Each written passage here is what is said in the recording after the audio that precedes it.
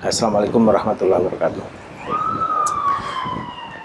Barusan Wakil Presiden menerima 3 tamu. Saya kira ini adalah menjadi catatan sejarah penting karena ini terkait dengan rencana pembangunan kesejahteraan Papua yang sudah dinanti-nantikan oleh masyarakat Papua.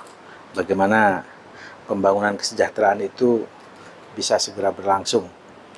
3 tamu itu adalah 3 PJ Gubernur Papua yang dimekarkan. Yang pertama itu adalah Ibu Ribka Haluk, ya, itu adalah PJ Papua Tengah. Lalu yang kedua itu adalah Bapak Apollo Savanpo, PJ Papua Selatan. Lalu yang ketiga itu adalah Bapak Nikolaus Kondomo, ya, PJ Papua Pegunungan, yang sudah kita tahu semua bahwa mereka sudah disahkan dan dilantik. Ada beberapa pesan Wakil Presiden, ya, terkait dengan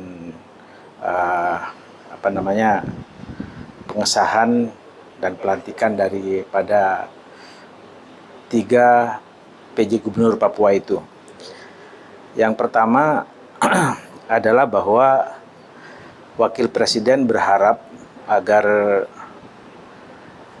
dengan adanya pemekaran dan adanya pimpinan yang baru, ya kan, harapan kita itu bagaimana supaya kehadiran negara di mata rakyat Papua itu makin dekat, ya, makin bisa melayani gitu kan. Sehingga Wapres mengharapkan ada semacam, ya, lompatan pembangunan di Papua, ada terobosan-terobosan gitu, ya, terhadap pembangunan Papua. Jadi 3 pimpinan ini bisa menjadi semacam game changer, ya, terhadap Papua, dan ini adalah hal yang sangat penting, ya, buat pembangunan Papua. Itu yang pertama yang disampaikan oleh Bapak Wakil Presiden. Jadi lompatan dan terobosan itu menjadi sangat penting. Yang kedua, karena mereka bertiga ini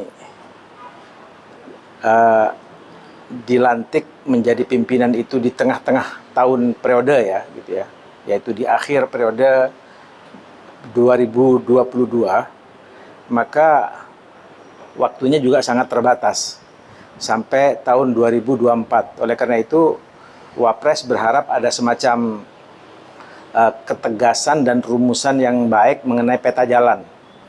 Jadi apa saja yang akan dibangun, yang akan dirancang dan dibangun oleh para pimpinan ini.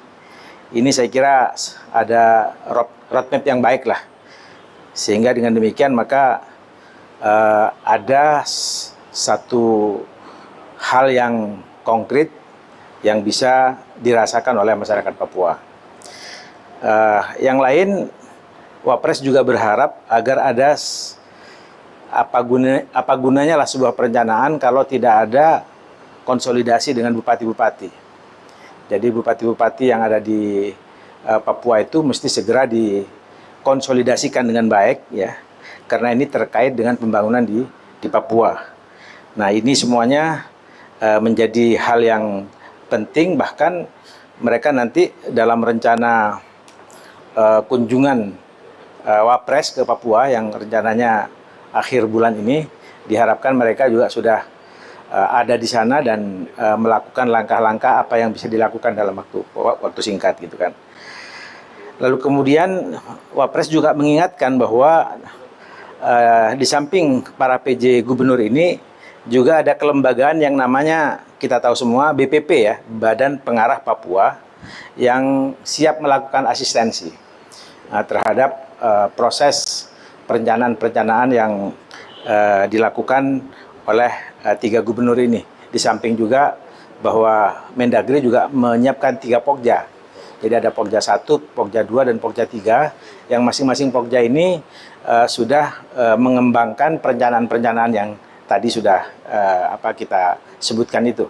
Sehingga dengan demikian ketika ini sudah mereka dilantik, mereka juga sudah siap bekerja. Bahkan anggarannya pun untuk tahun 2024 juga sudah disiapkan. Masing-masing itu ada yang 1,8 triliun dan ada satu lagi yang 1,6 triliun gitu ya.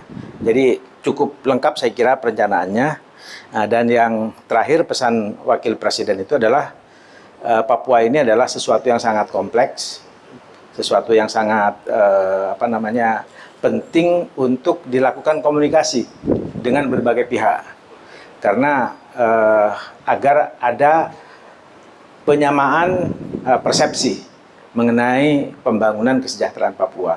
Jadi komunikasi intensif dari seorang pimpinan menjadi sangat penting. Saya kira ini 5 hal yang disampaikan oleh Wakil Presiden. Tadi juga ada satu keinginan bagaimana agar ketika Wapres berkunjung ke sana, nanti itu ada sejumlah pejabat yang ingin menyertai Wakil Presiden termasuk Wakil Mendagri.